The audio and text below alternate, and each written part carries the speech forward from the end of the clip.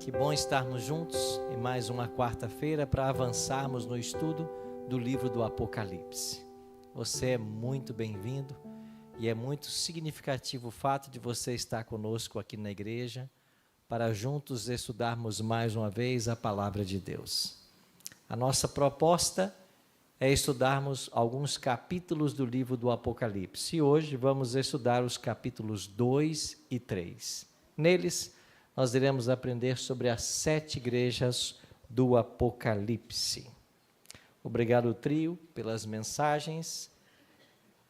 Hoje, o nosso segundo encontro, as 7 igrejas do Apocalipse.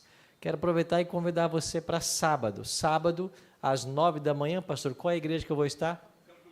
Campo Duna.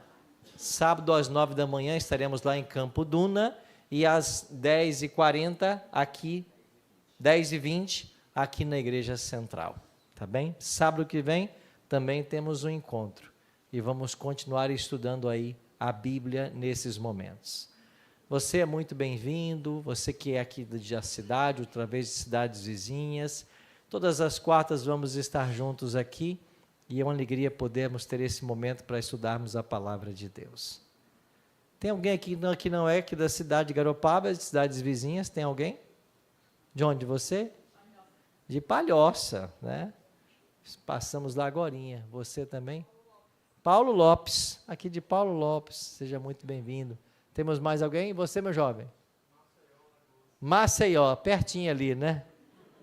Que bom que deu tempo de você chegar a tempo, né, para o programa. E você, minha amiga? Paulo Lopes também, seja muito bem-vindo.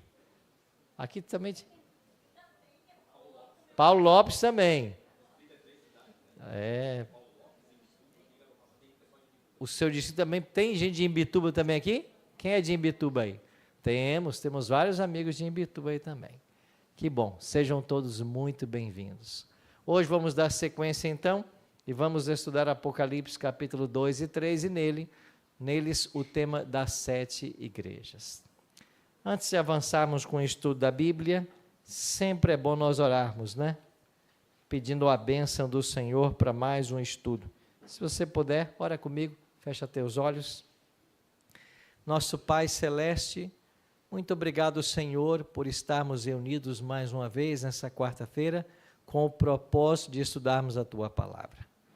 Queremos agora suplicar que o Teu bom e Santo Espírito seja mais uma vez o nosso professor, que Ele abra nossa mente à compreensão e o nosso coração à aceitação da Tua Palavra, e que nós possamos, através do conhecimento da Tua vontade, nos prepararmos para a Tua volta.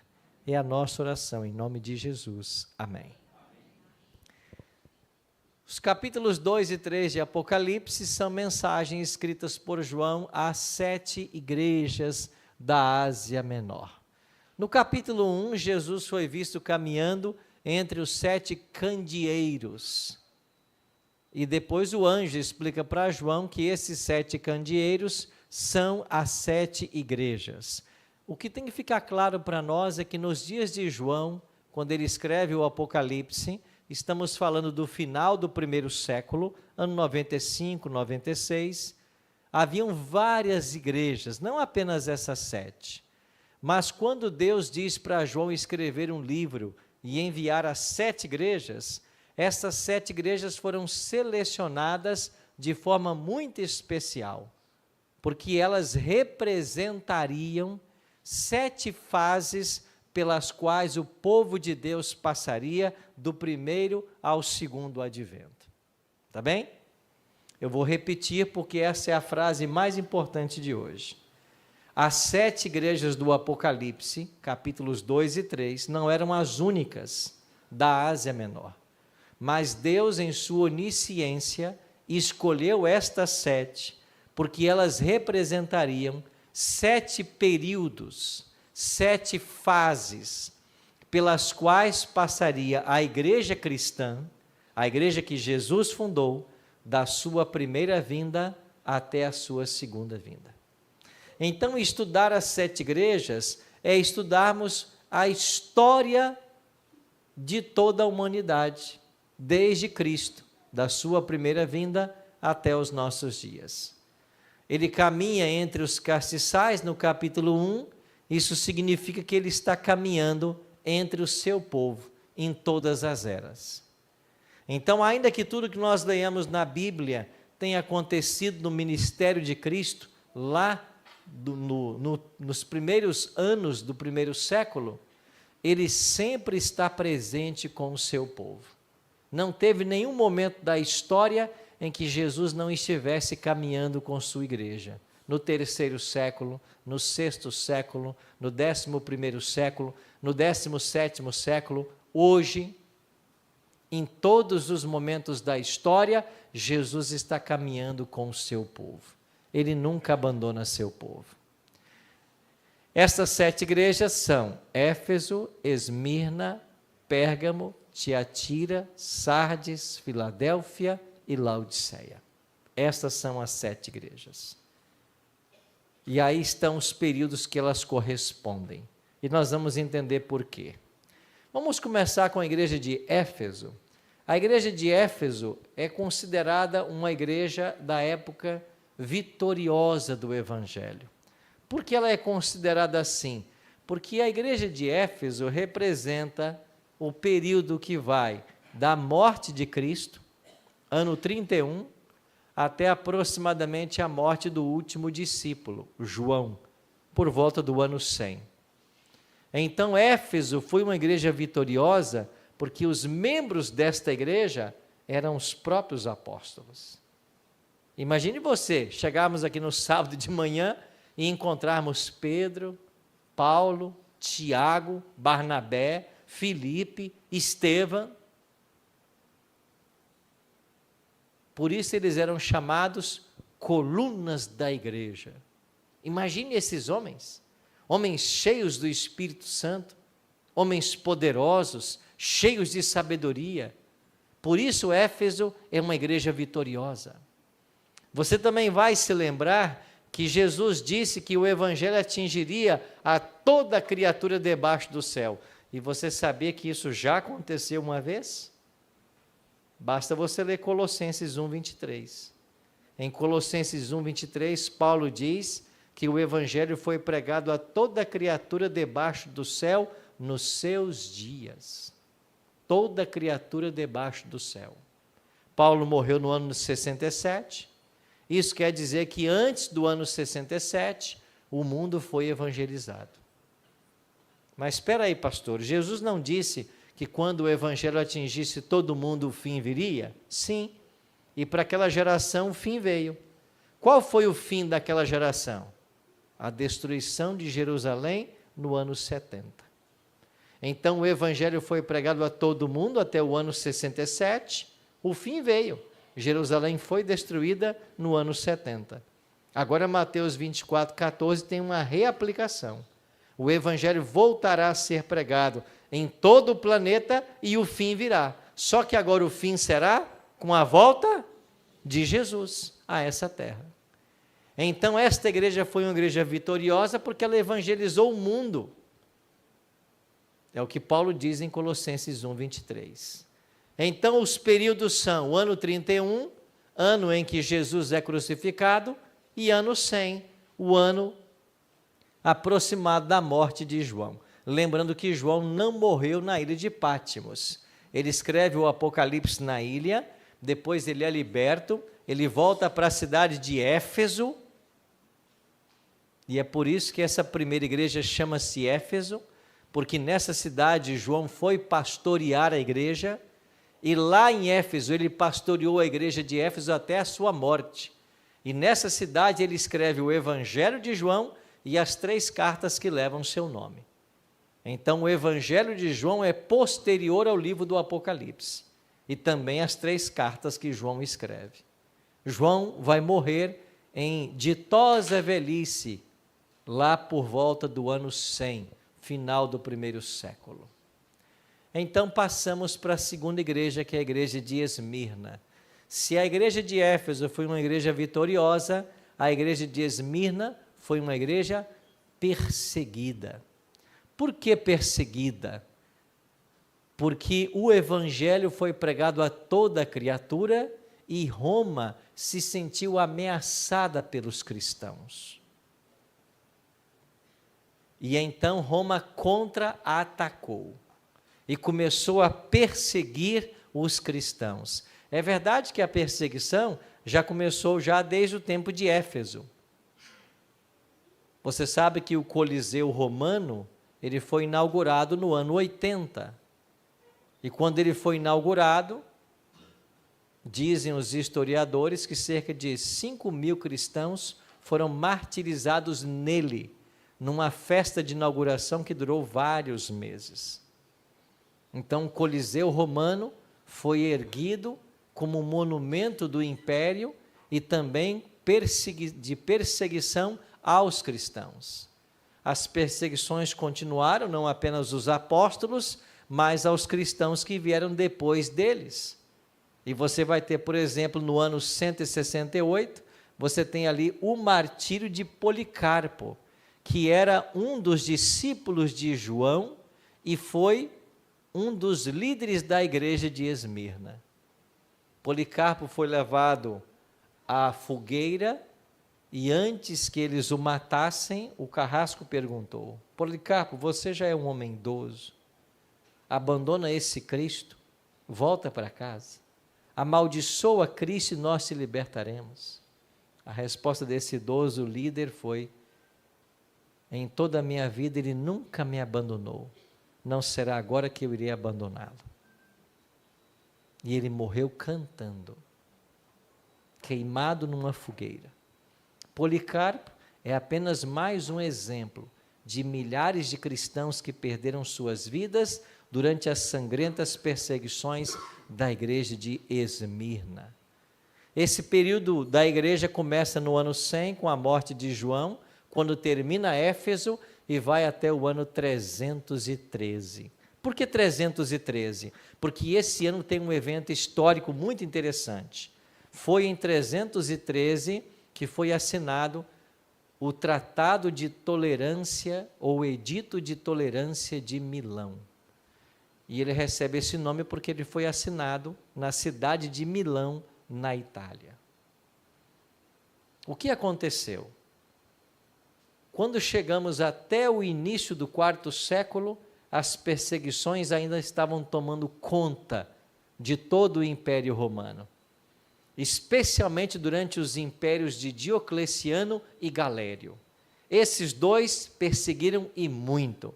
Se você ler a carta em Apocalipse da igreja de Esmirna, lá vai dizer assim: tens de sofrer por 10 dias.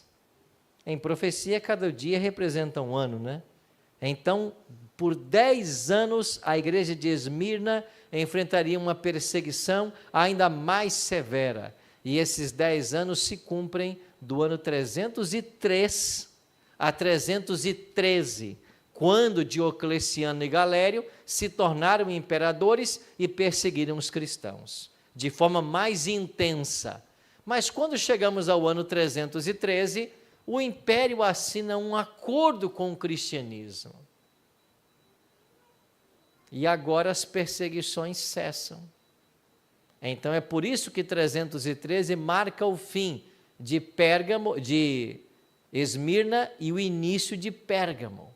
A igreja de Pérgamo é uma igreja popular.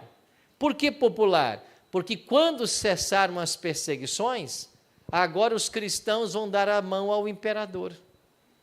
E você vai se lembrar que é nesse período de Pérgamo que nós temos o batismo do imperador Constantino, que foi batizado no batistério octogonal, que está lá em Roma até hoje.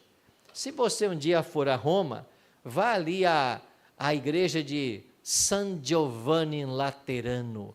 Atrás dessa igreja existe um prédio octogonal, ele tem 8 lados, e dentro desse prédio está um batistério. Ali Constantino foi batizado pelo Papa Silvério, por volta do ano 325. Constantino, ele se diz cristão. Por quê? Porque ele queria o apoio dos cristãos e também dos pagãos. Então é Constantino quem unifica a igreja ao Estado. E o que acontece? Ao invés da igreja evangelizar os pagãos paganizaram a igreja.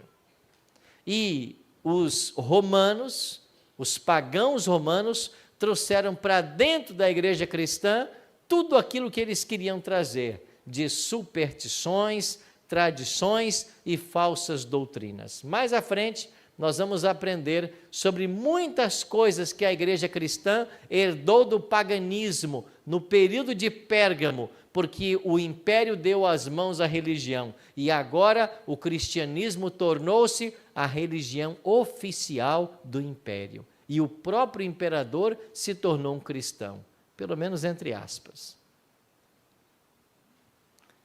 Há um texto muito interessante que diz assim: enquanto os cristãos foram perseguidos e mortos, a fé era genuína. Mas quando cessaram as perseguições e o cristianismo encontrou um lugar junto ao trono que governava o mundo, a fé perdeu sua força, arrefeceu em seu poder. Então a igreja de Esmirna era uma igreja poderosa, a despeito das perseguições. Mas quando chegamos a Pérgamo, nós temos uma igreja popular, uma igreja sem poder algum. Por quê? Porque ela foi corrompida em sua doutrina. E isso já estava profetizado também no livro do Apocalipse. Pérgamo vai começar em 313, com a assinatura do Tratado de Milão, e vai até 538. Por que 538? Porque 538 é a data em que começa aquilo que nós chamamos supremacia dos papas. 538. Essa data é muito importante para o estudo do Apocalipse, e você vai entender por quê.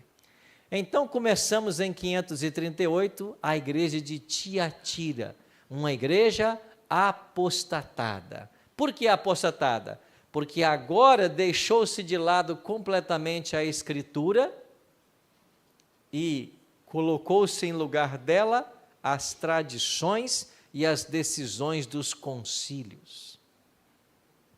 Eu vou relembrar um pouquinho refrescar a sua memória. Quando Constantino une a igreja ao Estado, a igreja cristã se torna a igreja oficial. E os líderes religiosos passaram a gozar de um status muito grande. E em cada cidade havia um bispo. Só que todos esses bispos começaram a render homenagens ao bispo de Roma. Por quê? Porque Roma era a capital do império. E como lá estava o imperador, o bispo de Roma foi ganhando destaque, proeminência sobre os demais bispos. Ao ponto que eles começaram a chamar o bispo de Roma de pai. Em italiano, papa. Agora, para que o bispo de Roma estabelecesse o seu poder, como estava profetizado em Apocalipse, todos no império deveriam se sujeitar à sua autoridade. E você vai se lembrar que Roma caiu em 476, dentro do período de Tiatira. Rômulo Augusto foi o último imperador romano. Quando cai o imperador, qual é a figura política que vai sobrar? O bispo de Roma. Você quer ver um detalhe bem interessante? Como nós chamamos hoje o Papa? E o Papa Francisco faleceu na semana passada, logo já começam os conclaves para a eleição de um novo Papa. Como nós chamamos o Papa? Nós não chamamos ele de Sumo Pontífice? Não é assim que a mídia o chama? O Sumo Pontífice? Essa expressão Sumo Pontífice, ela é uma expressão latina. E ela quer dizer o máximo construtor de pontes. Você lembra do ditado, todos os caminhos levam a Roma? Por que existe esse ditado? porque foi o imperador romano que construiu pontes em todo o império para que todas as estradas se conectassem com Roma. Por isso o imperador romano recebeu o título de o máximo construtor de pontes, sumo pontífice. Então o título que o Papa hoje usa não é original dele. Esse título pertencia ao imperador romano. Mas quando cai Roma, a figura que vai sobrar é do bispo de Roma. E ele herda não só a autoridade que tinha o imperador, mas os próprios títulos. E agora todos precisavam se submeter a ele. Agora vem a outra pergunta: quem é que derrubou Roma? Porque quando a gente estuda a história antiga, a gente aprende que o Egito dominou o mundo e perdeu para a Síria dominou o mundo, depois veio Babilônia dominou o mundo, depois veio a Medopérsia perdeu o seu poder para a Grécia perdeu o seu poder para Roma, na batalha de Pídima em 168, mas quem é que derrotou Roma? Não existe um império que derrotou Roma. Roma foi minado em suas bases por 10 tribos bárbaras que invadiram a Itália a partir do ano 352 da era cristã. E do ano 352 até 476, essas tribos acabaram com a autoridade do império. E quando cai o imperador, é as tribos que começam a dominar. Só que quando se levanta o bispo de Roma como uma figura política no lugar do imperador, 7 das 10 tribos bárbaras aceitam a autoridade do bispo de Roma. 3 não. Quem é que não aceitou? Os érulos, os vândalos e os ostrogodos.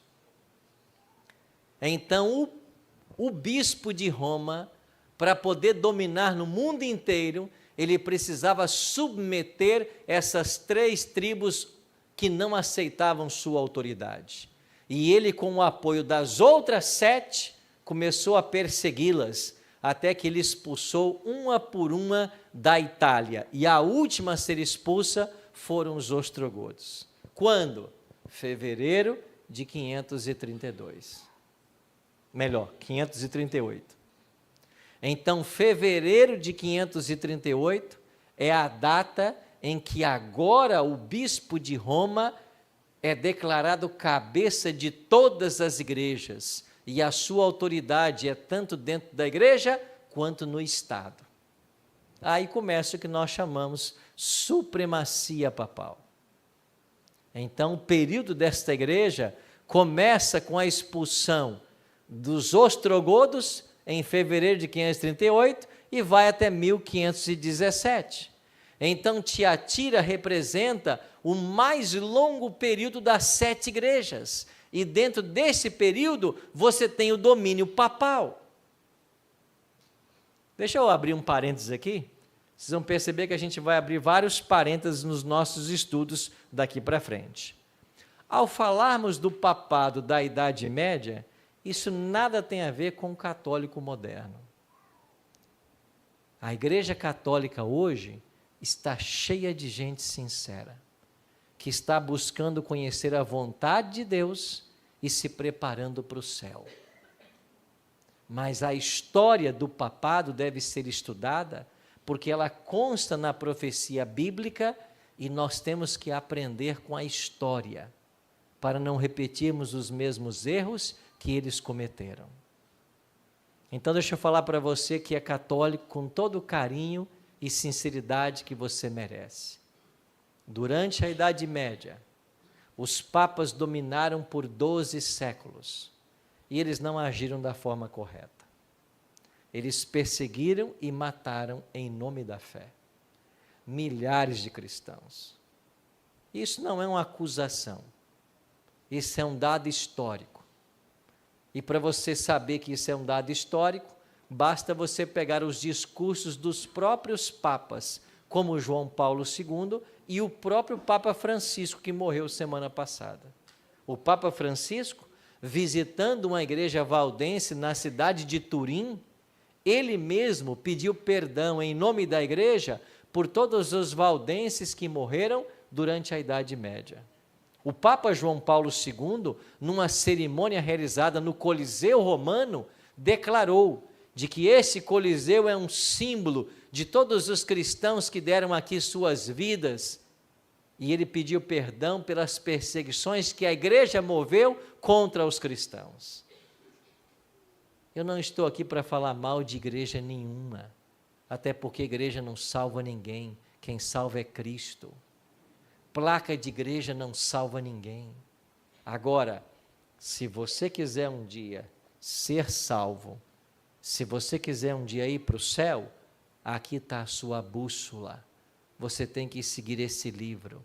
E o que eu vou falar para vocês hoje, daqui para frente, está tudo baseado nesse livro. E se você não entender alguma coisa que eu disser, toda quarta, quando o culto acaba, eu não vou lá para a porta despedir ninguém, mas eu vou ficar aqui. E eu posso atender quantas pessoas forem necessárias, por quanto tempo for necessário. A minha noite está de folga mesmo. Não vá para casa se ficar alguma dúvida no que eu falar hoje para você. E em todas as quartas. Então preste atenção. Ano passado eu fui a Portugal. Eu queria conhecer a Universidade de Coimbra, que é uma das mais antigas do mundo, fundada em 1290. É a referência mundial em direito, porque lá começou o direito, no mundo inteiro começou em Coimbra.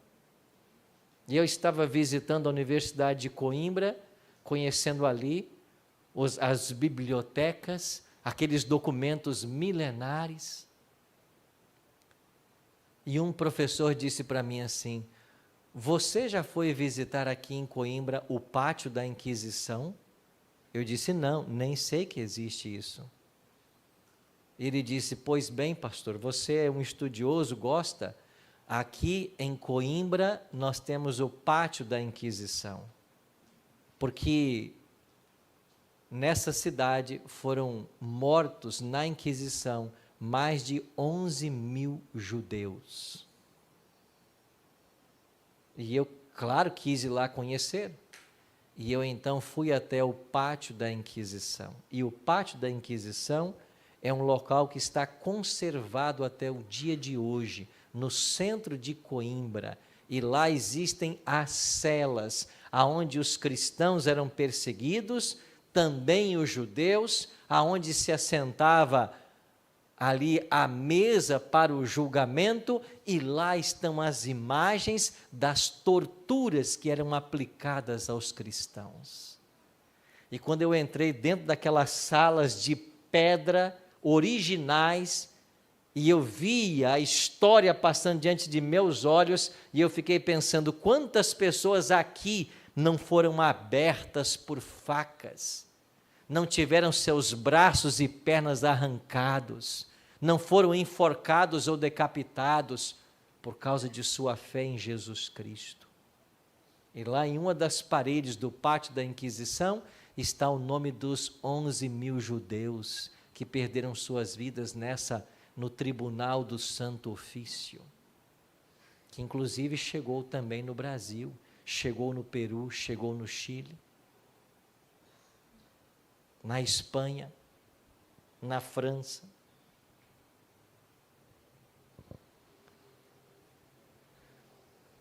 Mas então chegamos em 1517, igreja de Sardes, uma igreja reformada.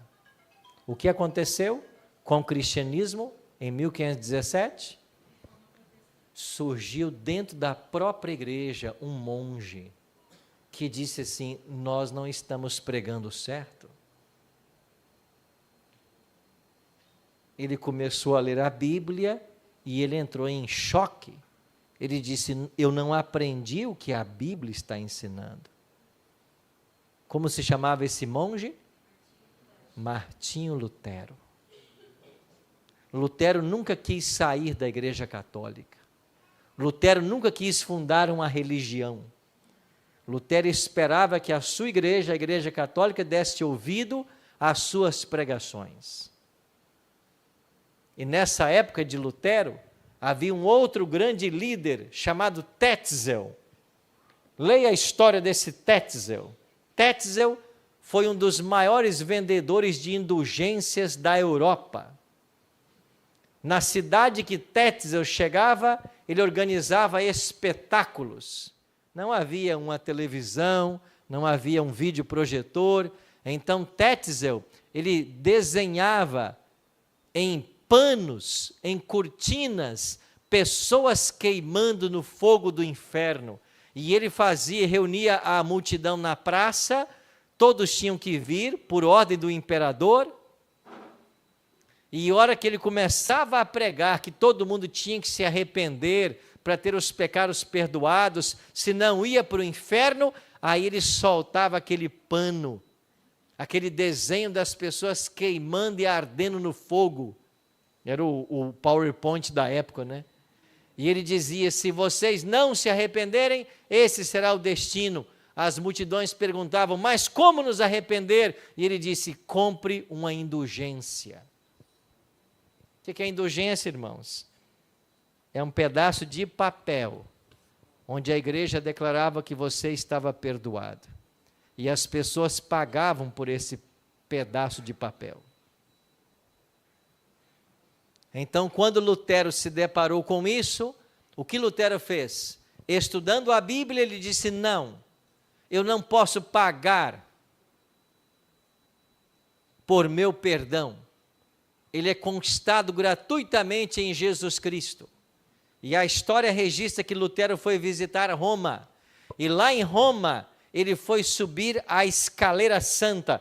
Se você for a Roma, vai visitar a Escaleira Santa também. Ela está lá.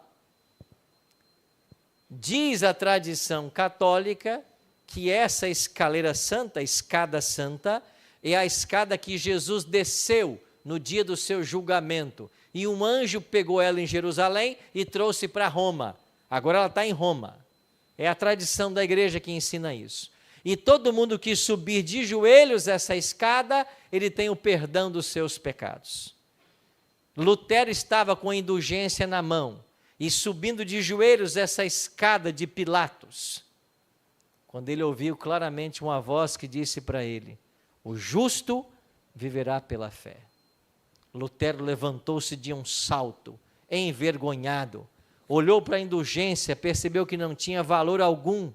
Ele confessou o seu pecado a Deus, pediu perdão por sua ignorância e levantou-se agora para pregar que nós somos salvos pela graça, exclusivamente, e que o perdão é através de Jesus Cristo. E ele volta para Wittenberg, e na porta do castelo de Wittenberg, no dia 31 de outubro de 1517, ele vai pregar as 95 teses contra a venda de indulgências. Aí começou a rebelião. Eu sou tentado a ficar falando de Lutero muito tempo, mas a hora não segura.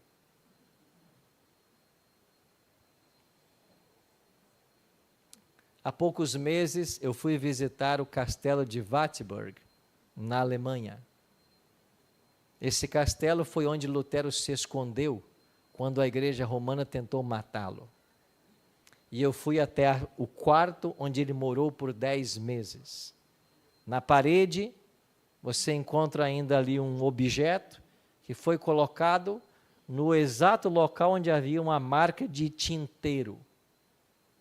Porque a história conta que enquanto Lutero traduzia o Novo Testamento para o alemão, nesse quarto, o diabo apareceu para ele.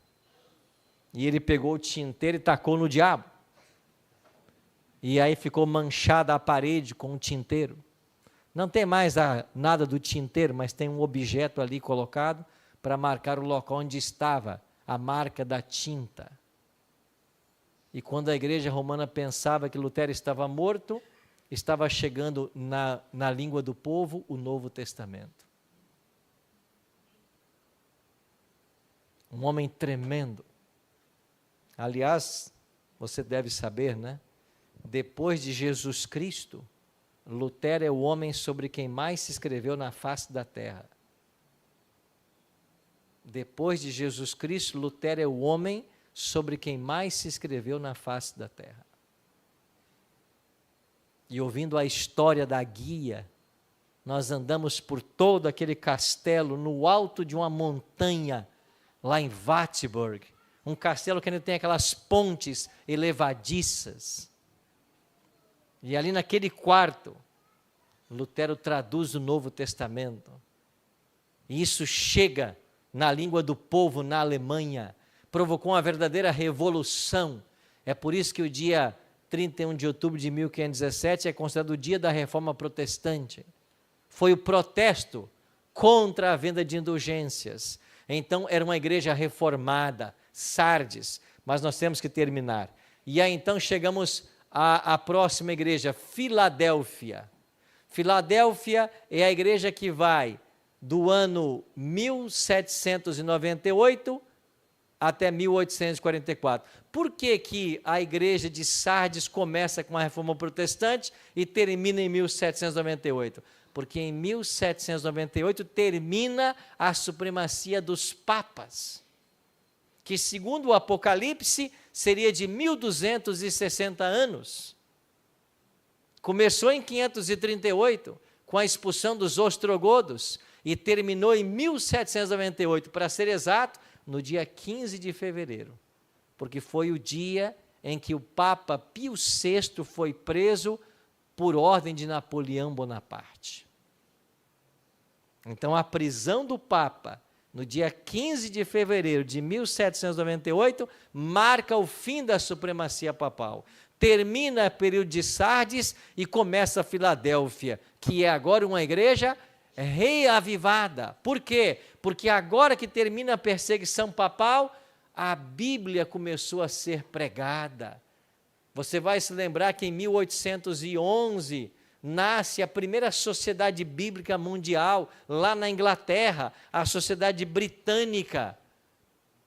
Depois veio outras sociedades bíblicas, e no Brasil foi já no século XX, mas a Bíblia começou a ser publicada, distribuída, e aconteceram verdadeiros reavivamentos, como o dos irmãos Wesley e o movimento milerita do século XIX. E então chegamos ao último período profético, a igreja de Laodiceia.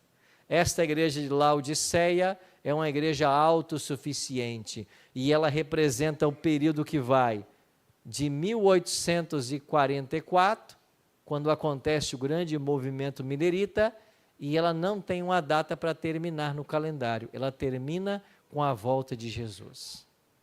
Ou seja, as 7 igrejas percorrem toda a era cristã. Então, quando estudamos as 7 igrejas, qual é a igreja que a gente tem que dar mais atenção? Laodiceia. Por quê? Porque é o tempo em que estamos vivendo. E o que acontece com a Laodiceia? Apocalipse capítulo 3, verso 14 em diante, diz que essa igreja é uma igreja morna. Então, deixa eu falar uma coisa para você. Quando você reclama que a igreja parece que não reage, que os cultos parece que tem pouca gente, que o cristão, que tem muita gente que é cristão nominal, que não leva a religião a sério, não se incomoda. Nós estamos vivendo o período de Laodiceia. A Bíblia diz que seria assim. Mas e aí, pastor, o que eu faço então? É muito simples. Você não pode evitar viver o período de Laodiceia. Não tem como fugir disso. Mas você não pode ter o espírito laodiceano. Esse é o detalhe. Não seja você um de espírito laodiceano. Não seja um crente meia boca. Não seja um cristão que dentro da igreja é uma coisa e lá fora é outra. Não seja uma pessoa que não se interessa pelas coisas da igreja. Se interesse, leia a sua Bíblia todo dia, faça a sua parte, busque crescer em Cristo, em seu relacionamento com Ele, a despeito do que a igreja vive. Não se esqueça que essa igreja, fraca e defeituosa como possa parecer, ela ainda é a menina dos olhos de Deus. Então Deus vai usar essa igreja nesse período para concluir a sua obra. Por quê?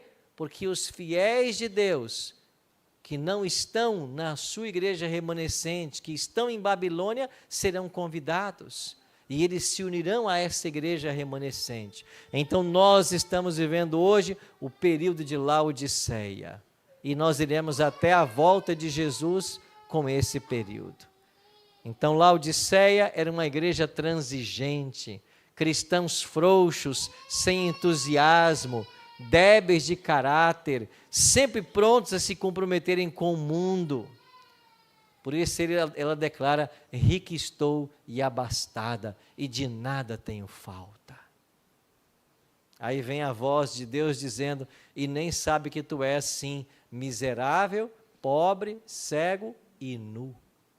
Aconselho-te que de mim compres ouro refinado pelo fogo para te enriqueceres, vestiduras brancas para cobrir a tua nudez e colírio para ungir os teus olhos. Então Cristo tem um remédio para Laodiceia. E todo aquele que aceitar o remédio será salvo. O que é o ouro refinado pelo fogo?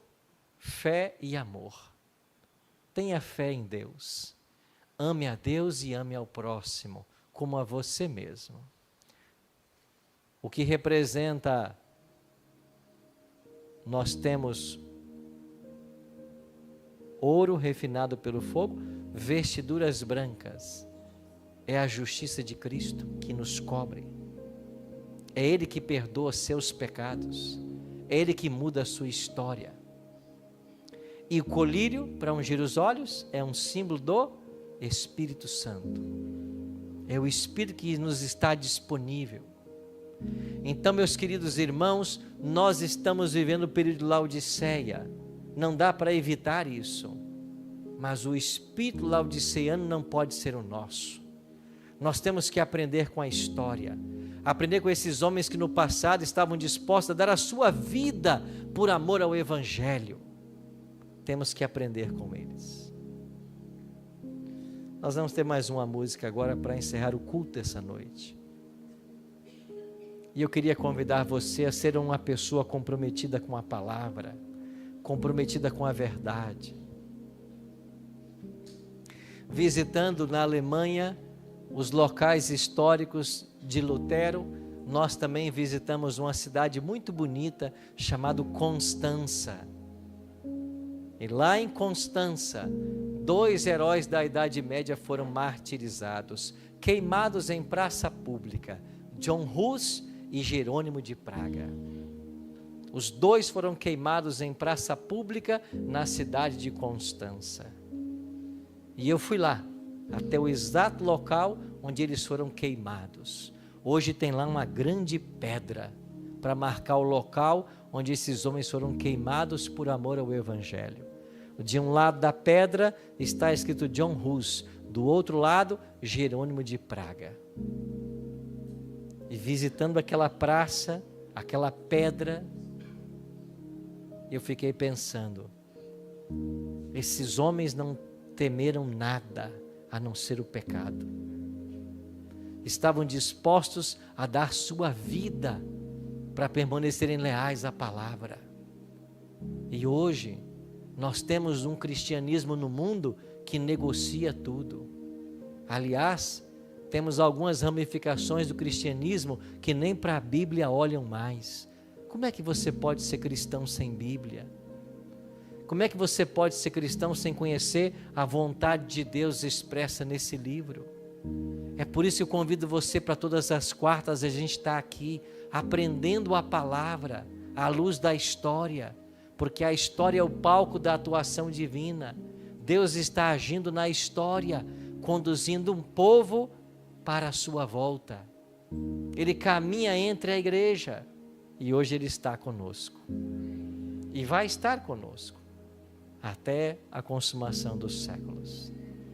Se você nessa noite quiser tomar a decisão de ser mais leal a Deus em tudo que você aprende na palavra, enquanto o trio cantar, você poderá ficar de pé e poderá orar a Deus pedindo que Ele ajude você, mesmo estando vivendo o período de Laodiceia, que você não seja laodiceano, que você não seja um morno na fé, que você não se ache rico de tudo, mas sim um pobre e carente da graça e do perdão de Jesus. E se você quiser fazer esta oração a Deus hoje, enquanto eles cantarem, você poderá ficar de pé. E eu quero fazer uma oração especial por você.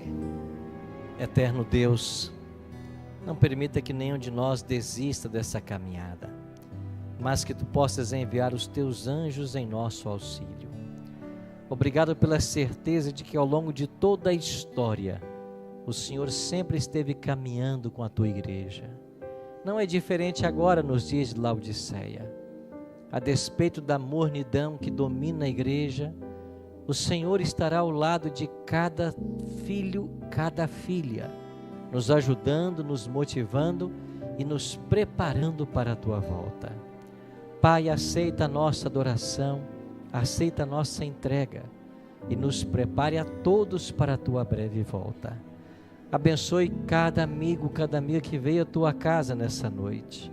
E ao voltarmos agora para os nossos lares, nos leva na companhia dos Teus santos anjos. E na próxima quarta-feira nos traga mais uma vez para aprendermos mais da Tua palavra. Tome conta, Pai, de todos nós. Perdoa nossos pecados e nos prepara para a Tua breve volta. É a nossa oração. Em nome de Jesus. Amém.